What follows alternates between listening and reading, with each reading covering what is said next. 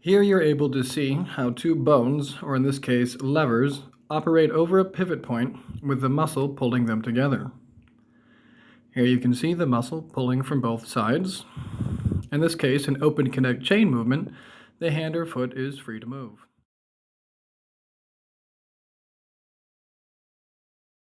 Here you're able to see an animation of what occurs when a muscle contracts. The muscle fibers are pulled together in what is known as a concentric contraction. This is a contraction of a muscle resulting in its shortening.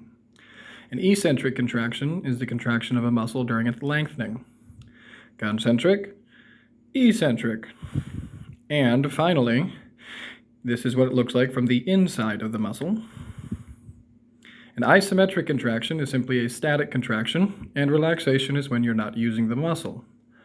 Here you can see it duplicated with, once again, levers and the muscle pulling them together. The concentric portion during a dumbbell raise, as well as the eccentric, and finally an isometric. Now the type of contraction in which the muscle acts but does not change its length, or static contraction, also known as an isometric contraction, an example would be pressing against a wall, or isometric shoulder external rotation, pressing your forearm against the wall.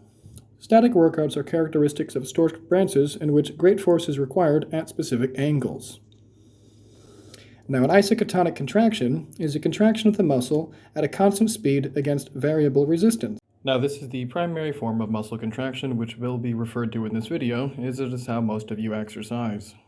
Now, a lever is a simple machine consisting of a rigid bar or bone that rotates around a fulcrum or joint and is used to transmit a force. Now, there are four parts to a lever: the lever arm, the fulcrum, the effort, and the load. In the human body, bones act as levers and joints act as fulcrums. Muscles provide the effort and force to move the loads based on the arrangements of the joints and muscles. The human body is made up of three different classes of levers. The first type of lever is a first-class lever.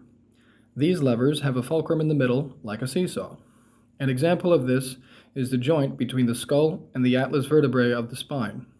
The spine is the fulcrum, across which the muscles lift the head. The second type of lever is a lever that carries the load in the middle, such as a wheelbarrow. An example of this type of lever is the heel joint.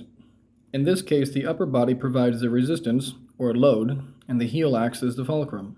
The effort would be the contraction of the calf muscles.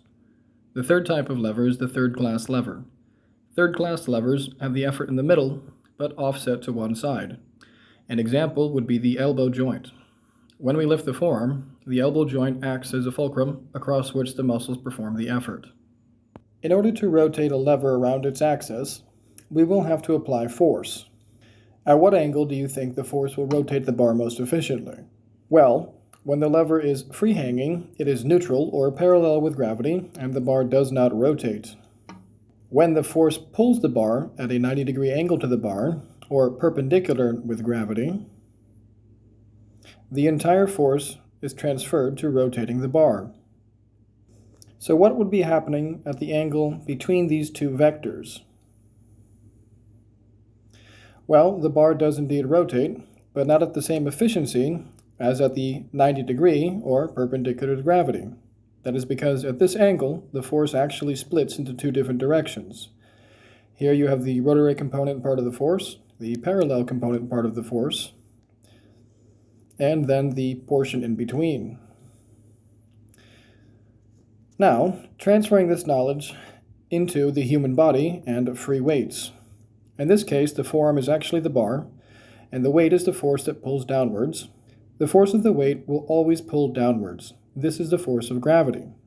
Therefore, when the forearm is parallel to the ground, the angle between the force and the forearm is 90 degrees, which causes the force to pull and rotate in the forearm in the most efficient manner. In this state, the elbow flexors work relatively strongly, as it is a maximum lever, in order to resist the force that pulls downwards. So, at what angle will the elbow flexors perform almost no work? When the dumbbell moves nearly perpendicular to gravity. In this state, the elbow flexors hardly exert any effort whatsoever until the bicep is pulled from the neutral position. At all other angles, we'll be resisting only a portion of the weight.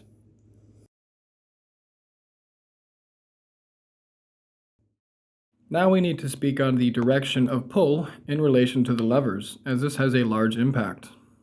The effectiveness of the muscle force in producing rotation is greatly influenced by the angle of pull. The angle of pull is the angle of the muscle's attachment in relation to the bone. Not all of the force produced by the muscle is put to use in generating rotation of the bone. Here you can see where the force is actually being distributed. Depending on the angle of insertion of the muscle, some force is directed to stabilizing or destabilizing the bone. At angles less than 90 degrees, only a small part of the muscle effort will produce rotation, while a major part contributes to the joint stability.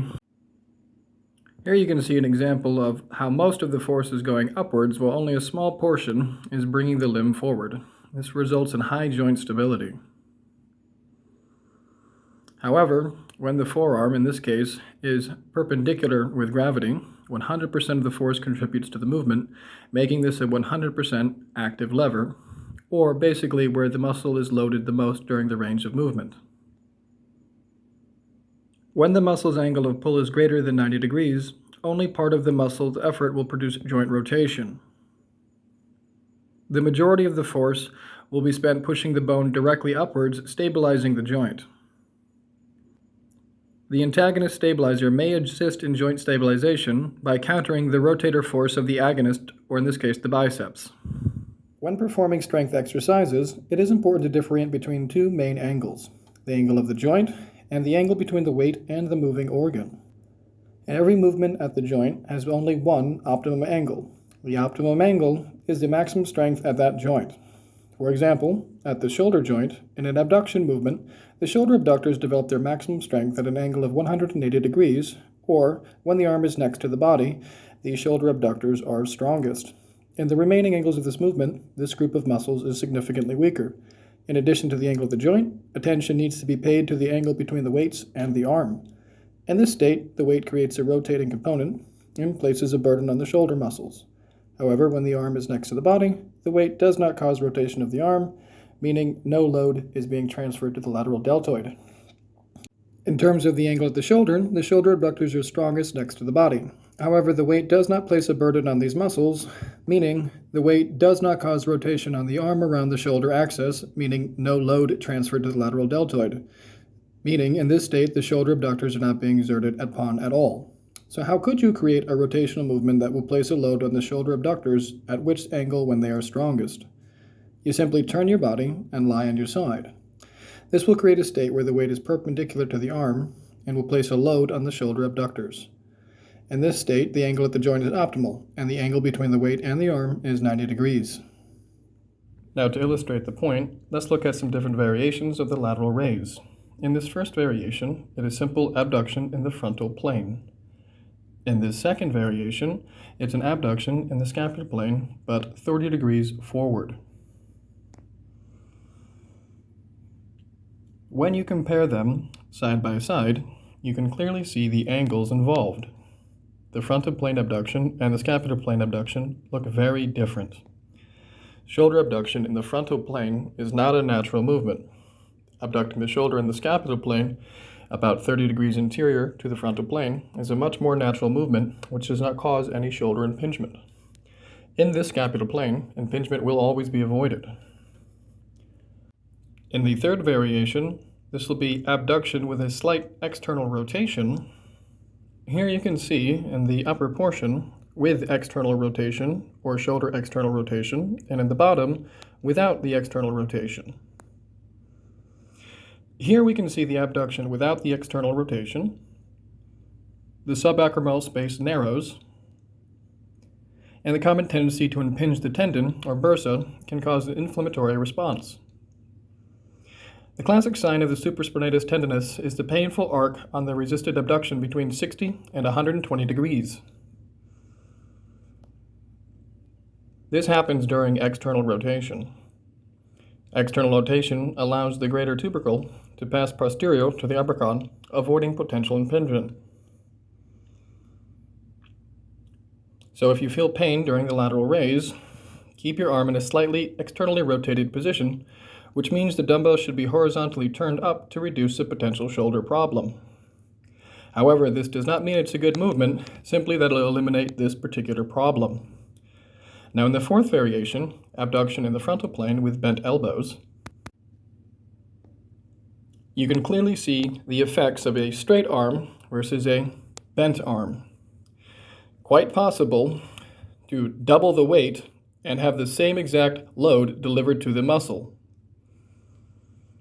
This is due to lever magnification. Now here we can see a common mistake and a common compensation. This will be the variation 5, bent elbows with external rotation. This is very common among young lifters who want to lift too heavy of weights. This, of course, is a shortened range of motion in the shoulder, and the dumbbell is high because of the shoulder external rotation, meaning the compensation of it.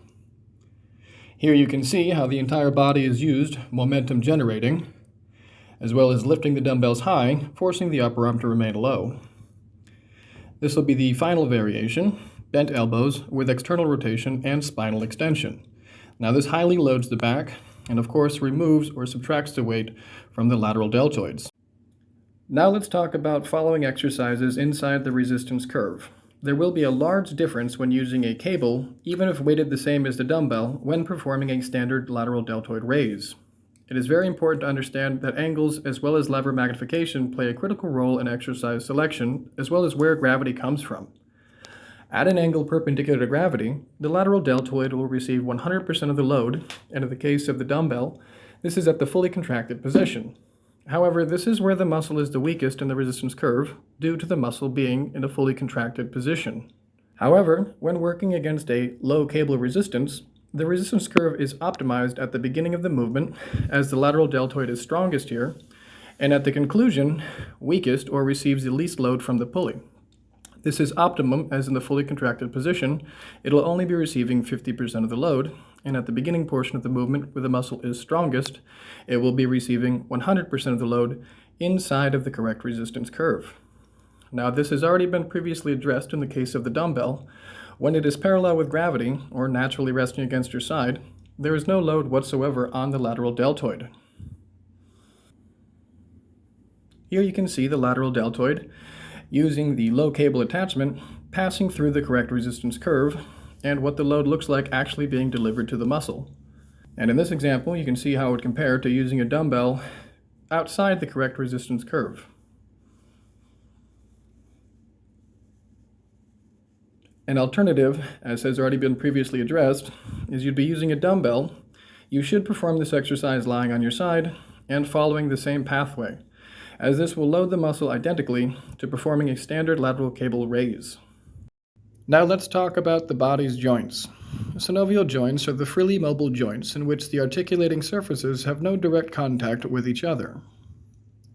The ball and socket. With a ball-shaped surface of one rounded bone fitting into the cup-like depression of another, it permits free movement in numerous axes, for example, the hip joint. Then there is the condyloid joint. This contains a convex surface which articulates with a concave ellipticoid cavity. These are also known as ellipsoid joints, for example, metacarpal phalangeal joint, or the wrist joints. Next, we also have the gliding plane. The gliding plane is the articulate surfaces are relatively flat, allowing the bones to glide over one another. Examples would be the acromialo-clavicular joint and the subpular joint. Now, the hinge joint prevents movements in one place, usually flexion and extension. For example, the elbow joint or the knee joint. The pivot joint allows for rotation only if it is formed by a central bony pivot. For example, proximal and distal radial ulnar joints. And the saddle, named due to its resemblance to a saddle on a horse's back. It is characterized by opposing articular surfaces with a reciprocal concave convex shape. For example, carpal metacarpal joints. Bones rotate around a joint in a plane that is perpendicular to an axis of rotation. An axis of rotation is an imaginary line that projects through the pivot or rotational point on a joint. In the frontal plane, the AP axis or interior posterior an imaginary line running from the anterior to posterior and perpendicular to the frontal plane.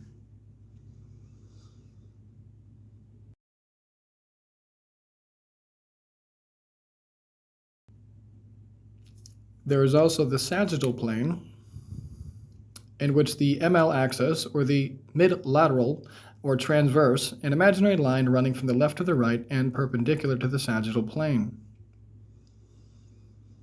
Then there's the horizontal plane. The longitude axis, an imaginary line running from the top to bottom and perpendicular to the transverse plane. Sagittal plane rotations occur above a medial lateral or ML axis. Frontal plane rotations occur around an anterior-posterior or AP axis, and transverse plane rotations occur around a longitudinal axis. The shoulder, for example, allows movement in all three planes and therefore has three axes of rotation. In the elbow example, the forearm moves in the sagittal plane of motion as the elbow joint flexes and extends. Because flexion and extension occur in an anterior and posterior direction respectively, the axis of rotation is perpendicular to it and projects through the joint in a middle lateral or side-to-side direction. Hence, for the elbow, movement occurs in the sagittal plane as flexion and extension around a medial lateral axis of rotation. What would happen if you were to look at a skeleton without any muscles on it to assist in the movement of it? Well, pretty simple, it would collapse. So let's decide, what muscles do we have to add to the skeleton in order to get it back up into standing position? The first muscle we would connect to the bones would be the quadriceps. One side connects to the tibia and the other to the femur and the pelvis. Now, let's activate the muscle and see what happens. The muscle extends the knee and the leg straightens. What do we do now that the legs are straightened, but the body is still leaning forward? How would it be possible to lift the torso? How will we straighten the trunk from a position of flexion to extension? Well, let's connect another muscle. Now, this one is going to be connected on the pelvis and the other side to the femur. Now, this muscle is obviously the glutes. In addition, we'll be adding another muscle that will help to lift the trunk. Here we're going to connect one side to the lower part of the pelvis and the other side to the tibia. Now these are, of course, the synergist muscles, the hamstrings. Now by activating these muscles, we're going to see what happens next. Here the muscles pull the pelvis and the trunk lifts. We can see that the whole movement is performed through the hip joint by hip extension. But we have another problem. The spine is not stable. This is the time to strengthen and stabilize it. This will be performed by your spinal erectors. And in addition, we will also going to be needing to wrap the abdomen in a belt that maintains intra-abdominal pressure. Now this is obviously the transverse abdominis. Let's activate all of these muscles and see if we did it right. Nope, not quite yet. What do you think we're going to have to add? Well, to prevent the knees from collapsing forward, we're going to have to put it back into place by the contraction of the gastrocnemius and the solaris. These will pull the tibia backwards and prevent the knee from collapsing forward. Now let's test the final result. It looks like we have a good squat. The femoris extends the knee, the gluteus maximus extends the hip joint, and the hamstrings and hip abductors assist in the hip extension. The gastrocnemius and plantar flexors, the ankle joint. The core muscles stabilize the torso. The next thing to discuss is the fact that muscles do not have brains and do not know nor care how they are being loaded, just that they are levers that are being loaded. So let's take this squat for an example. As we've just established, the quadriceps function during the squat is to extend the lower leg, the tibia.